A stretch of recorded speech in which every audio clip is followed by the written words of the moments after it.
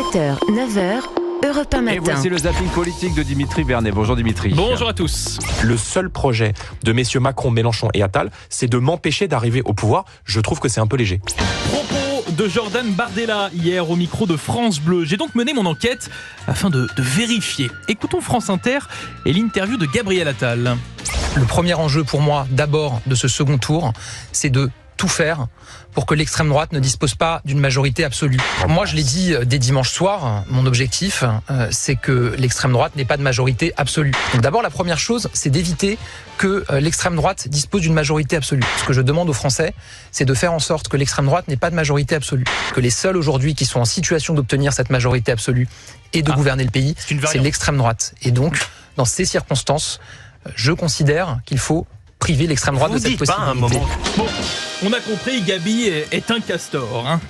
Moi, je le redis ici, tout me sépare de la France insoumise. Donc ça fait pas plaisir, évidemment, à beaucoup de Français de devoir faire barrage au Front National en utilisant un autre bulletin qu'ils n'auraient pas voulu. Moi, je le dis ici, je considère que c'est aujourd'hui notre responsabilité que de le faire. Eh bien là, c'est encore plus clair. Hein. Je me suis suffisamment opposé à la France insoumise pour qu'on puisse pas me taxer d'alliance ou quoi que ce soit. Les consignes de vote divisent au sein même de la Macronie.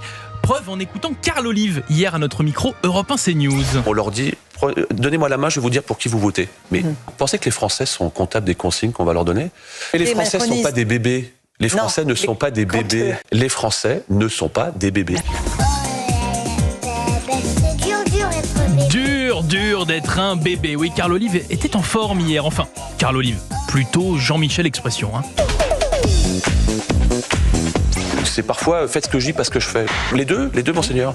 Décidément, vous avez décidé de faire Philippe Noiret dans le vieux fusil et de m'attirer au bazooka ce matin. Ça me rappelle Coluche, hein. Je suis pas raciste, mon chien est noir. On a l'impression qu'on va inventer la machine à courber les bananes. Et on a l'impression qu'on va découvrir l'eau froide. Ils sont comme le sucre dans le café. Plus vous cherchez, moins vous trouvez. En restant dans le thème, sur Sud Radio, le maire de Nice, Christian Estrosi, a donné un petit surnom à Éric Ciotti. Vous savez, monsieur Ciotti, chez moi on l'appelle Ramirez, le héros de Papy fait de la résistance. Voilà.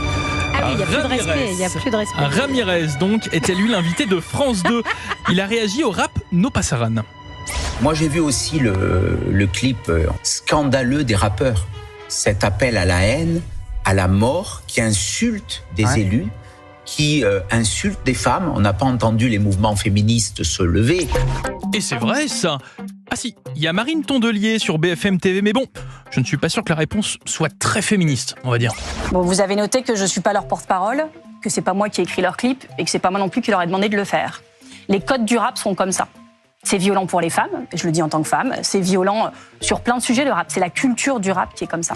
Ah bon bah, ça passe alors, si c'est la culture du rap, ou plutôt la culture de son électorat. Merci beaucoup Dimitri Vernet pour le zapping politique Europe 1.